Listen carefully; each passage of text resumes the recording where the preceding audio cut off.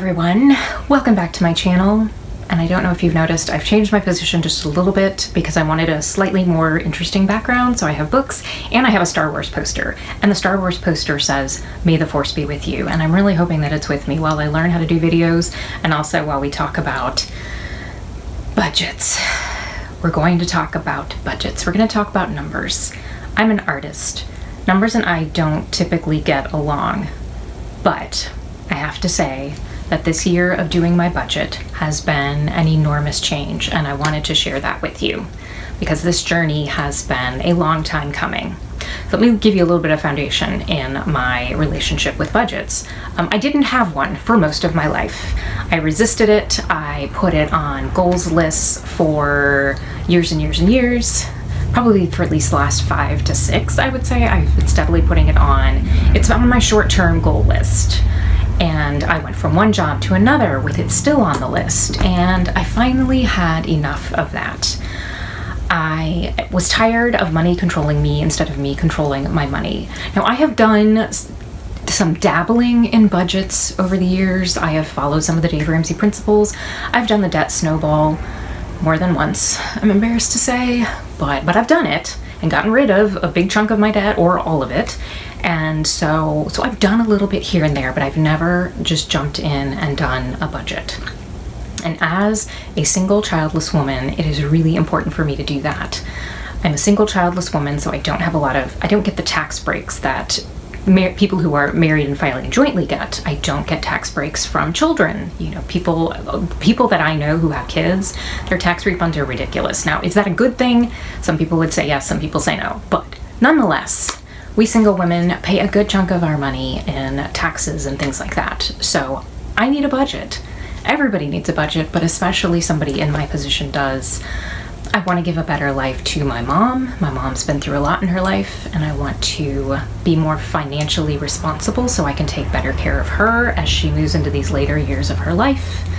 I want to take better care of myself, especially going into a new season of life where I'm not going to be getting the paycheck every 2 weeks, where I'm going to be self-employed, entrepreneur, getting paid on an irregular basis.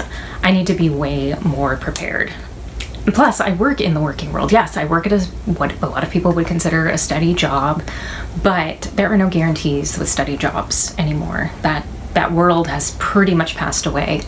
We now live in a world where there are lots of mergers and bankruptcies, and companies are joining together, and they eliminate positions and they downsize and they consolidate and they do all these things. So there is not that stability that used to exist in that working world that our parents, maybe not even our parents, but grandparents and great-grandparents knew. That world just isn't there anymore, and we are having to be much more prepared on our own. Our companies aren't going to do it for us. The corporate world isn't going to do it for us, and the government isn't going to do it for us. I have no idea if the Social Security system is going to be around when I get to the age to use it, because I've still got a few more years. So I have to be prepared, and I can tell you that this year of doing my budget, I started in January actually doing the budget, and living within it has changed my life immeasurably. I now have a freedom and a stability and a safety net that didn't exist in my life before, to the point where if I walked in tomorrow and I didn't have a job anymore, I would be okay. It wouldn't be great, I wouldn't love it, but I would be okay. I have about 7 months of expenses set aside right now in a savings account. I've never had that to that level before. So I'm not one paycheck away from disaster, and there are an awful lot of people who are. I used to be in that position where just one missed paycheck would throw everything into chaos in my life. So to not be in that position is enormous. It's an enormous weight off my shoulders, and it has given me a freedom. I don't feel handcuffed to the corporate job, and that's amazing. And a lot of what has brought me to this point has been getting more financially responsible, gaining financial literacy. And I'm still in the process of doing that. I've only been doing this budget a few months.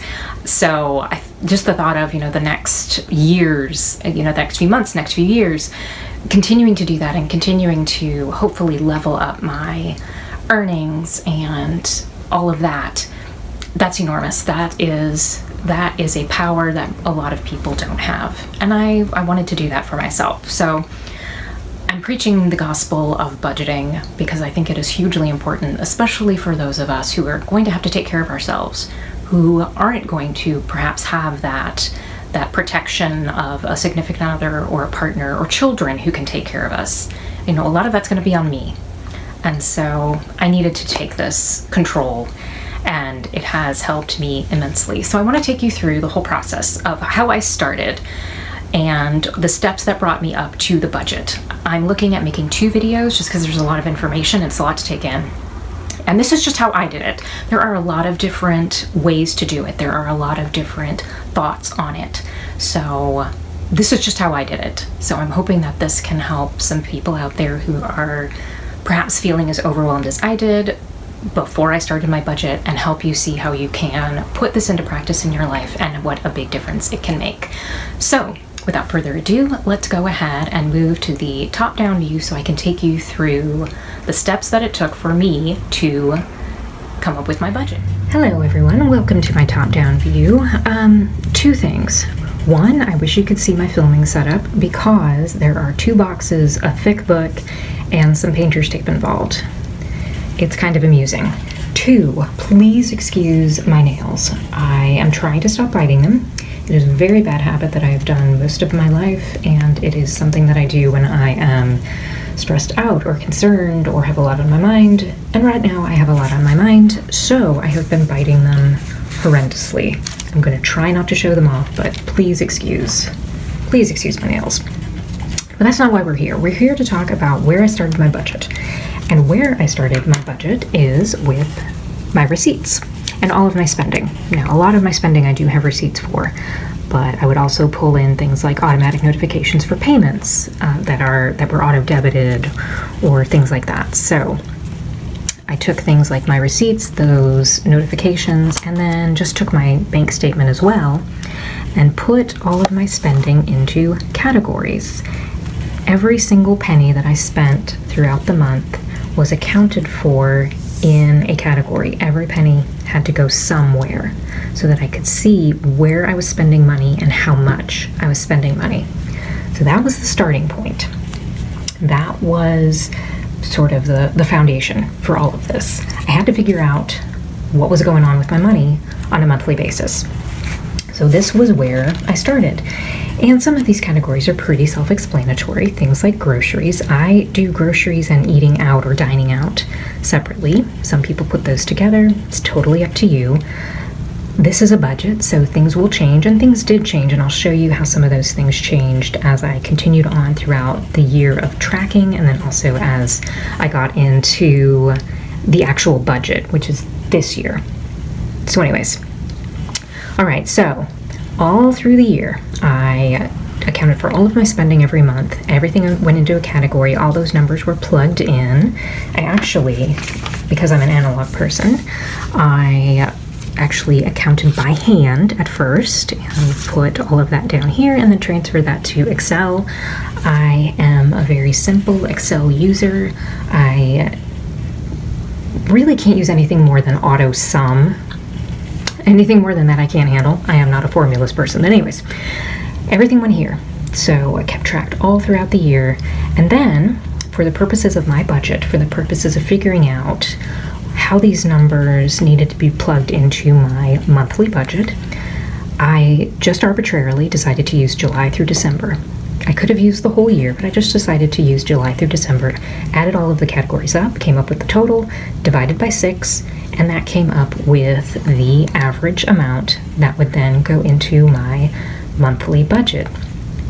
Now, how am I going to write down that monthly budget, you might be wondering? Good question. And here is a wonderful place that I think everybody should start. This is from the Dave Ramsey website. I know that people have feelings about Dave Ramsey. Some people have good feelings and some people have not so good feelings about him. But these forms, and I will link to the Dave Ramsey Useful Forms page on his website, these are a great place to start, especially if you are like me and you had no idea where to start. This is a great place to get that foundation, because you've got to figure out how to create the monthly budget. How do you figure out what numbers to plug in that you're even going to be looking at from there on out? Yes, there are a lot of lines, there are a lot of blanks. That is for a reason, and we'll get into that.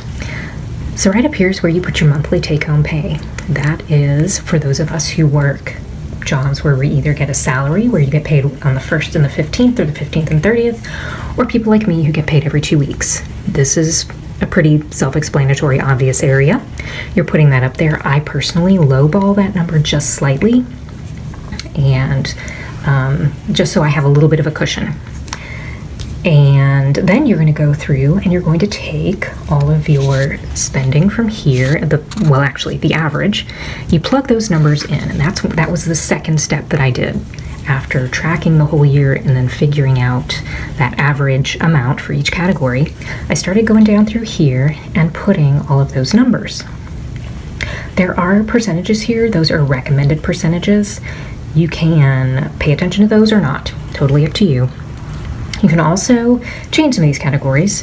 There are no budget police who are going to come and arrest you if you're not using this form exactly as it's written, so feel free to change things, to move things around. But, as I mentioned, if you really have no idea where to start, this is a good place to at least get an idea of where to start and get that foundation, and then you can move things around if they need to, and that is what I ended up doing. But anyways, so you get all your numbers plugged in, you get those average amounts plugged in into all these categories. Then you take each of these categories, add them up, then take those category totals, and you're going to come to the second page here, and this is where you have more categories of things. You put the totals down here. Your take-home pay goes up here. Take-home pay minus your category totals, or minus your monthly spending. This is where you're going to put whatever happens from this one thing minus another.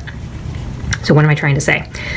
Your take-home pay minus your spending. This being a Dave Ramsey form, they want you to come to a zero balance. Different schools of thought on that as well. You can go down to a zero, or you can leave a cushion. Do whatever you feel best doing. Do whatever makes you most comfortable, and whatever works for you. I leave a little bit of a cushion. The whole idea, of course, this is probably pretty self-evident to almost anybody, your take-home pay should be more than what you're spending. So you should end up with a positive number here. If that's not what happens and you end up with a negative balance, you have not enough paycheck at the end of the month, your paycheck runs out before the end of the month, then of course there's a problem. There's where you need to start looking at your spending and figuring out, do you spend too much? Do you need to make more money? Do you need to eliminate some things? Stuff like that. And then if you have a positive amount, especially if you have a significant positive amount, first of all, congratulations, that's wonderful news. You need to figure out what to do with that. Do you have debt that you need to pay off? Are you trying to build up your emergency fund? Or do you want to put that into savings? That's another personal thing you need to figure out. But the whole idea is that you want to have more pay than what you're spending. That seems pretty self-explanatory, but there are people such as myself who have issues with that, or had issues with that. But that's your basic idea. So start with this form, start with this monthly cash flow plan, or anything that helps you figure out what you need to be spending on a monthly basis. Now you need to think about what you're spending on a regular basis. So things like gasoline and groceries. I spend on gasoline and groceries every single week. I can't go a week without spending on those things. But you also have to take into account there are some things that you're spending money on just occasionally, especially those once or twice a year or perhaps quarterly payments. That would include things like, for me, as an example, I have a AAA membership that I pay once a year. I have auto insurance that is due twice a year, every 6 months. My Costco membership happens every year. I pay that once a year, that membership fee. So this is another really handy form from the Dave Ramsey website, the lump sum payment form. And you're going to want to put on here those things that are due once, twice, maybe quarterly.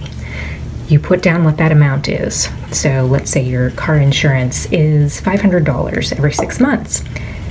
Obviously, you're going to put $500 divided by 6 months. That will give you the monthly amount that you want to plug into your monthly budget, because you want to account for that.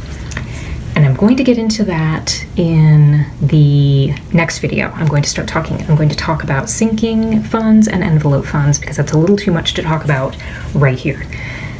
So this is where you want to account for those occasional expenses and those things that you're not paying on a monthly basis, but you need to think about those things so that you're not taken by surprise when those bills come in the mail, or you get the email telling you that that amount is going to be auto-drafted out of your account if you have it set up that way. So this is another really helpful form. So the monthly cash flow form is going to help you figure out your monthly expenses. The lump sum payment form is going to help you keep track of those things that happen only occasionally, once or twice a year, or maybe once a quarter, something like that. So another really super helpful form.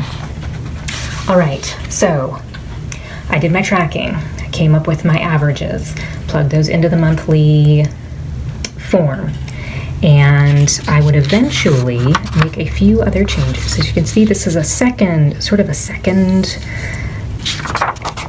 pass at doing a budget. I made a few changes, put my auto stuff together, broke things out a little bit more.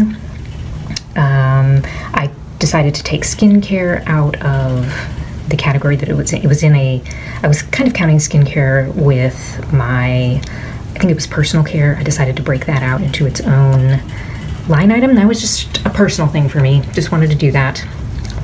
Once again, it is your budget. You do with it what you will. So this was a refinement of